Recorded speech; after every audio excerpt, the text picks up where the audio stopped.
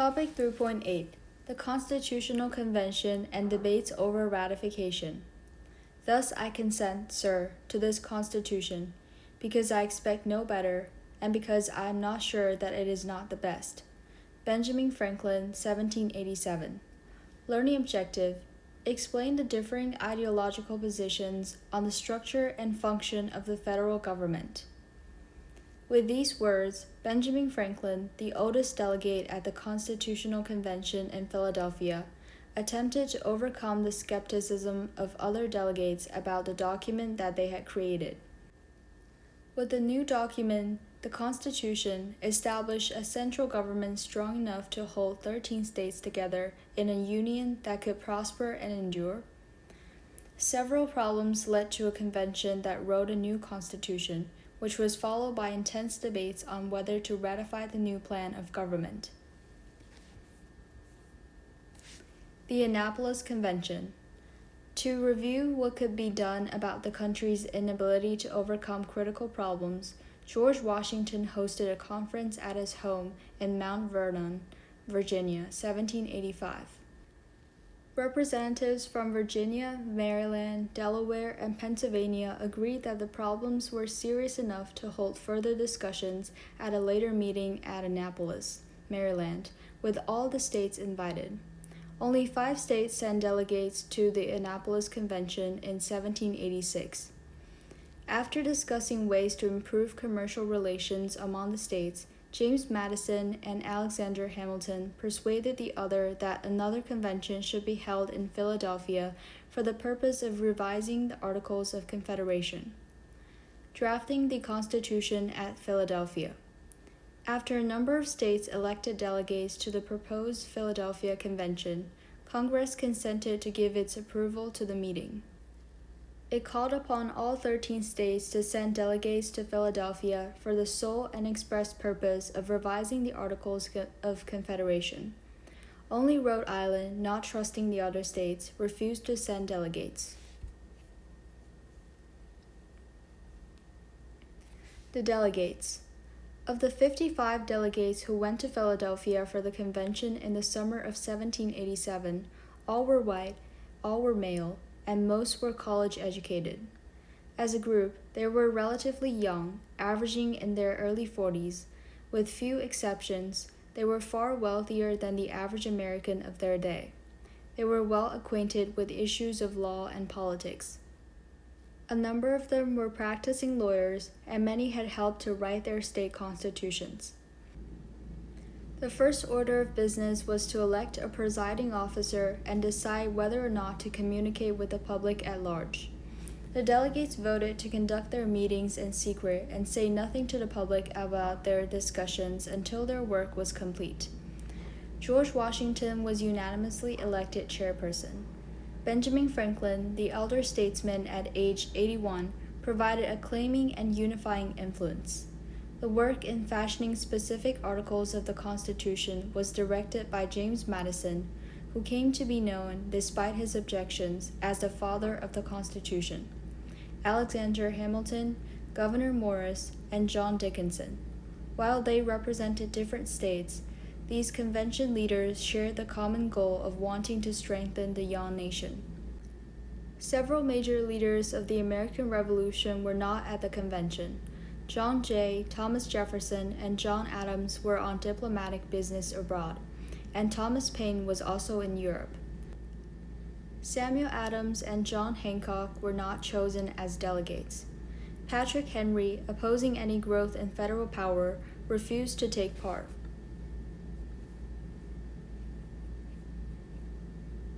Key issues at the convention. The convention opened with the delegates disagreeing sharply on its fundamental purpose.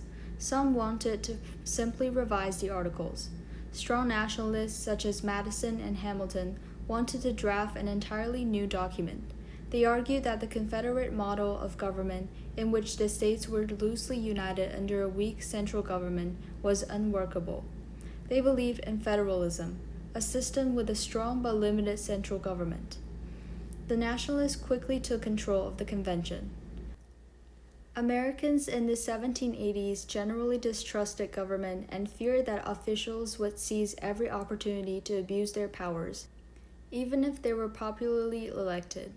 Therefore, Madison and other delegates believed in the separation of powers, dividing power among different branches of the government. They wanted a new constitution to be based on a system of checks and balances, in which the power of each branch would be limited by the powers of the others. For more on federalism and separation of powers, see Topic 3.9. Representation. Especially divisive was the issue of whether the larger states, such as Virginia and Pennsylvania, should have proportionally more representatives in Congress than the smaller states, such as New Jersey and Delaware. Madison's proposal, the Virginia plan, favored the larger states. It was countered by the New Jersey plan, which favored the smaller states. The issue was finally resolved by a compromise solution. Roger Sherman of Connecticut proposed the Connecticut Plan, or the Great Compromise. It provided a bicameral two-house Congress. In the Senate, states would have equal representation, but in the House of Representatives, each state would be represented according to the size of its population. Slavery. Two contentious issues grow out of slavery. Should enslaved people be counted in the state populations? Southerners argued they should. Northerners said that since they did not have the rights of citizens, they should not.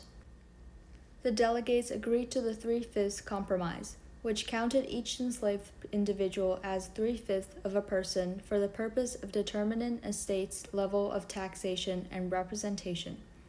Should the slave trade be allowed? Some delegates wanted to ban it for humanitarian reasons. Others were concerned about maintaining a supply of labor. The delegates decided to guarantee that enslaved people could not be imported for at least 20 years longer, until 1808.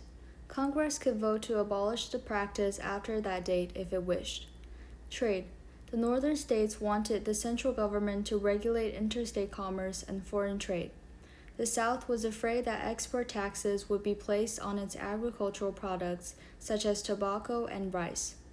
The commercial compromise allowed Congress to regulate interstate and foreign commerce, including placing tariffs, taxes on foreign imports, but it prohibited placing taxes on any exports.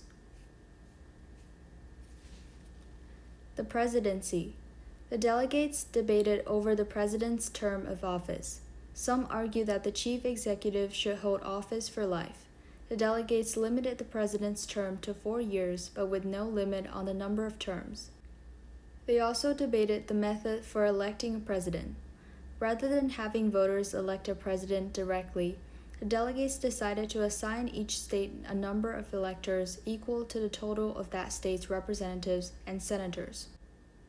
The electoral college system was instituted because the delegates feared that too much democracy might lead to mob rule. Finally, the delegates debated what power to give the president. They finally decided to grant the president considerable power, including the power to veto acts of Congress. Ratification procedure. On September 17, 1787, after 17 weeks of debates, the Philadelphia Convention approved a draft of the Constitution to submit to the states for ratification. Anticipating opposition, the framers, delegates, specified in Article 7 that a favorable vote of only 9 states out of 13 was required for ratification. Each state would hold popularly elected conventions to debate and vote on the proposed Constitution. Federalists and Anti-Federalists. Ratification was fiercely debated for almost a year, from September 1787 until June 1788. Supporters of the Constitution and its strong federal government were known as Federalists. Opponents who feared that the new government would be too strong were known as Anti-Federalists. Federalists were most common along the Atlantic coast and in the large cities, while Anti-Federalists tended to be small farmers and settlers on the western frontier. Debating the Constitution. Issue. Position on Constitution as proposed. Federalists supported ratification. Anti-Federalists opposed ratification. Arguments. Federalists: a strong central government was needed to maintain order and preserve the Union. Anti-Federalists: a stronger central government would destroy the work of the Revolution, limit democracy, and restrict states' rights. Strategies. Federalists emphasized the weaknesses of the Articles of Confederation, portrayed anti-federalists as merely negative opponents with no solutions. Anti-federalists argued that the proposed Constitution contained no Bill of Rights to protect individual freedoms, claimed that the proposed Constitution gave the central government more power than the British ever had. Advantages. Federalists: strong leaders, well-organized, widespread concern about the problems under the Articles. Anti-Federalists: widespread distrust of government power because of experiences as colonists. Disadvantages. Federalists: the Constitution was new and untried. The original Constitution lacked a Bill of Rights. Anti-Federalists: less united than the Federalists.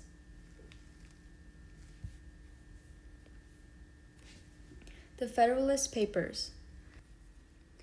A key element in the Federalist campaign for the Constitution was a series of highly persuasive essays written for a New York newspaper by James Madison, Alexander Hamilton, and John Jay.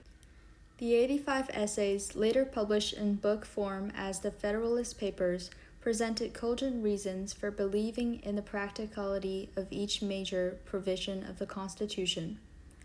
The path to ratification. The Federalists won early victories in the state conventions in Delaware, New Jersey, and Pennsylvania, the first 3 states to ratify. However, the Federalists were not confident of victory in enough other states for ratification.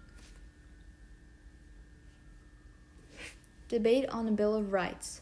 One of the main objections expressed by the Anti-Federalists was that the proposed Constitution lacked a list of specific rights that the federal government could not violate. They argued that the Americans had fought the Revolutionary War to escape a tyrannical government in Britain. What was to stop a strong central government under the Constitution from acting similarly? Only by adding a Bill of Rights could Americans be protected against such a possibility. Federalists responded that since members of the Congress would be elected by the people, they did not need to be protected against themselves. Furthermore, people should assume that all rights were protected rather than create a limited list of rights that might allow unscrupulous officials to assert that unlisted rights could be violated. However, to win support for the Constitution, the Federalists promised to add to it a Bill of Rights as the first order of business for a new Congress. For the language of the Bill of Rights, see Topic 3.9. Ratification achieved. With this promise, the Federalists successfully addressed the Anti-Federalists' most significant objection.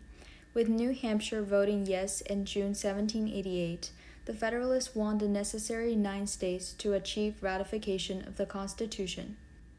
Even so, the large states of Virginia and New York had not yet acted.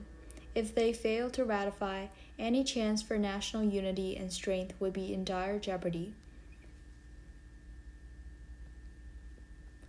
Final states. In 1788, Virginia was by far the most populous of the original 13 states. There, the Anti-Federalists railed behind 2 strong leaders, George Mason and Patrick Henry, who viewed the Constitution and a strong central government as threat to Americans' hard-won liberty. Virginia's Federalists, led by Washington, Madison, and John Marshall, managed to prevail by a close vote only after promising a Bill of Rights. News of Virginia's votes had enough influence on New York's ratifying convention, combined with Alexander Hamilton's effort to win the day for the Constitution in that state.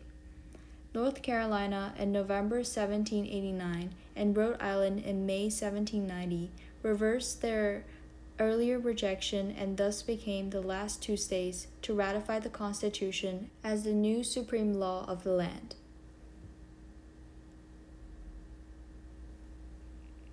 Key terms by theme. Founders: James Madison, Alexander Hamilton, Gouverneur Morris, John Dickinson. Federalists: Anti-Federalists, the Federalist Papers. A Constitution, Constitutional Convention, Mount Vernon Conference, Annapolis Convention. Federalism: Separation of powers, checks and balances. Congress: Virginia Plan, New Jersey Plan, Connecticut Plan, Great Compromise. Senate: House of Representatives, 3/5 Compromise, Commercial Compromise, Electoral College System.